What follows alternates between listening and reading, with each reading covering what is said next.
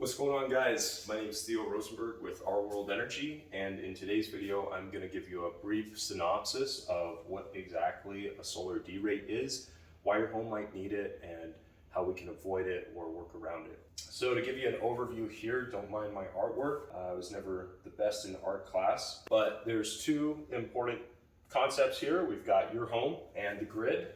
When you install what's called a grid-tied solar system, you're connecting with the grid, and your ability to send credit back to them becomes a possibility. But for the sake of this video here, we're going to be focusing on how much solar can your main electric panel adequately hold. And there's a couple of rules we need to follow when we figure that one out.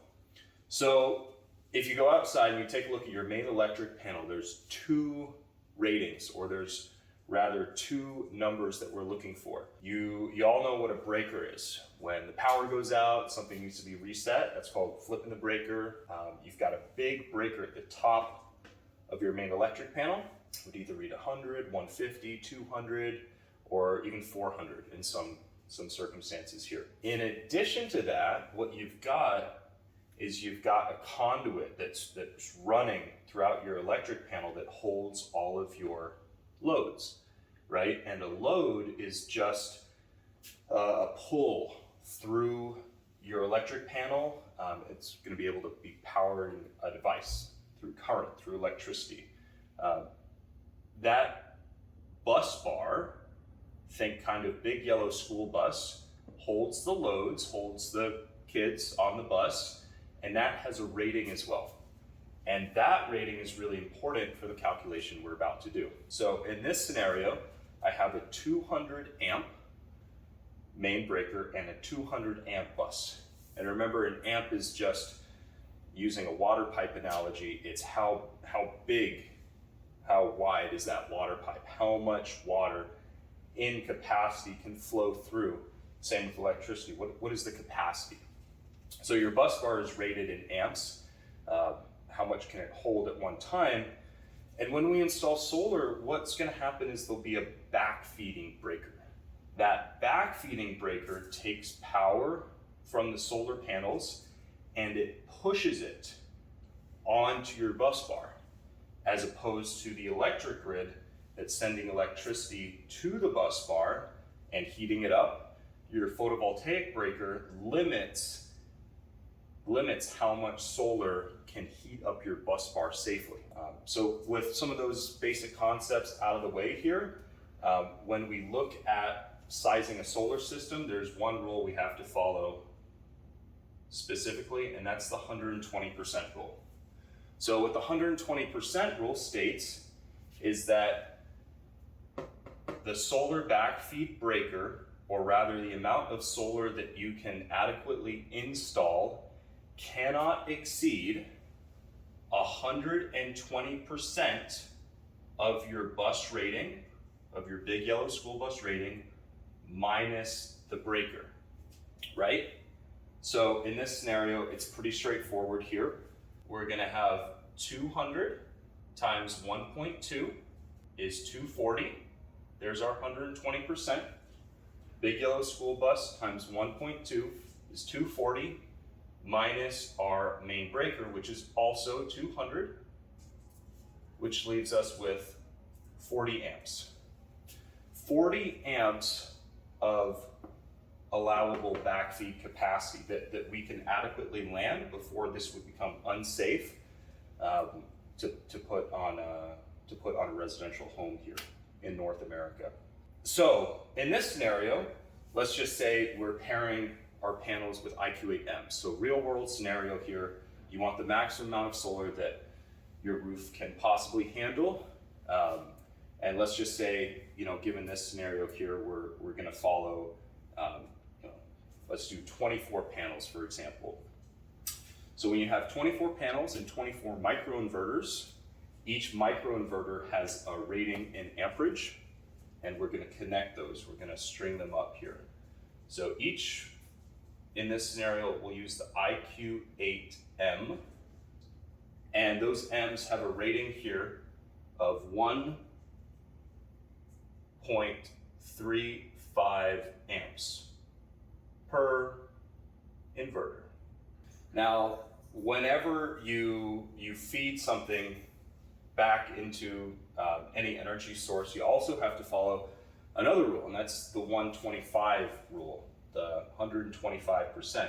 So when you combine all these inverters, you also need to protect the breaker. The breakers protect the main bus bar, but you need to size the breaker to actually protect the inverters themselves, and vice versa. So in this scenario here, we've got 135 amps per inverter.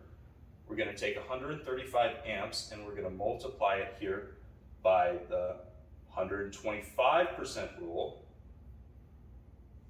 and we're going to get 1.6875 per inverter.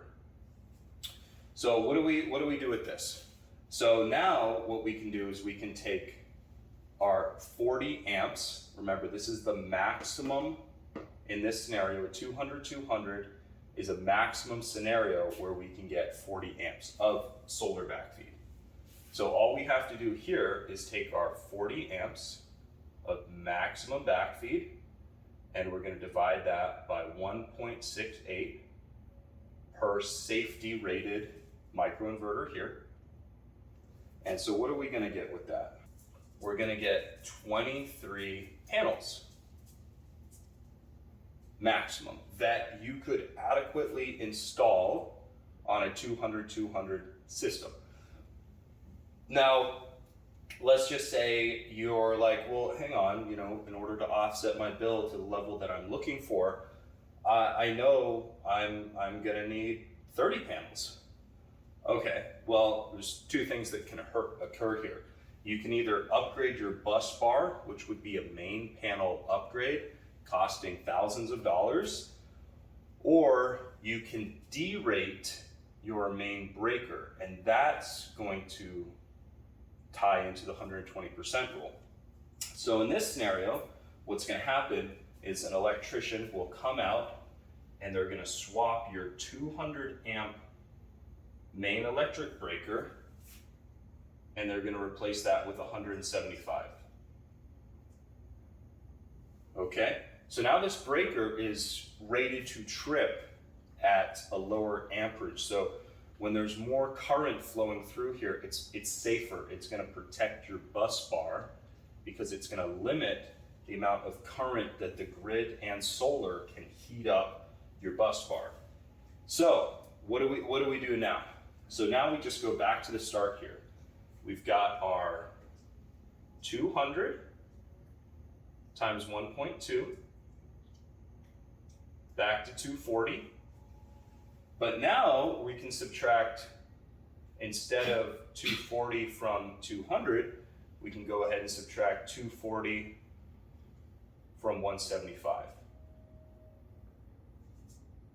Right? And in this scenario here, you're going to get 65 possible backfeeding amps. Okay? So remember that when you backfeed onto your main electric panel, it cannot exceed 120% of the rating of the big yellow school bus minus the main breaker. So by derating the system, we've actually allowed to get 35 extra amps. So in this scenario, what do we do again? We know what the 125% safety rating will show for breakers per microinverter at 1.68. So now we're going to take that increase in amperage here and divide that by 1.6875.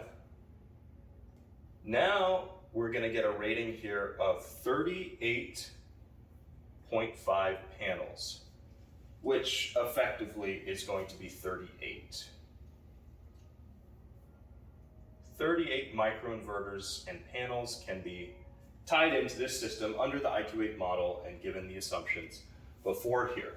So this is just a little context for you on how a derate works, why it's important, why it's a great option if you want more panels, but your bus bar is not rated. So in this scenario here, when we've got 35 microinverters here, what we would go ahead and do is we would backfeed with a 70 amp. You would have 70 amps of photovoltaic, PV photovoltaic. That's going to give us 270. 270 minus our 200 amp breaker, I would hope I don't need a calculator for that, is 70 amps of available capacity here. And following our previous work, right, we're going to take 70 amps here and divide that by 1.6875, and we're going to get 41.8, but we'll go ahead and just set that to 41. So these are some scenarios for you guys.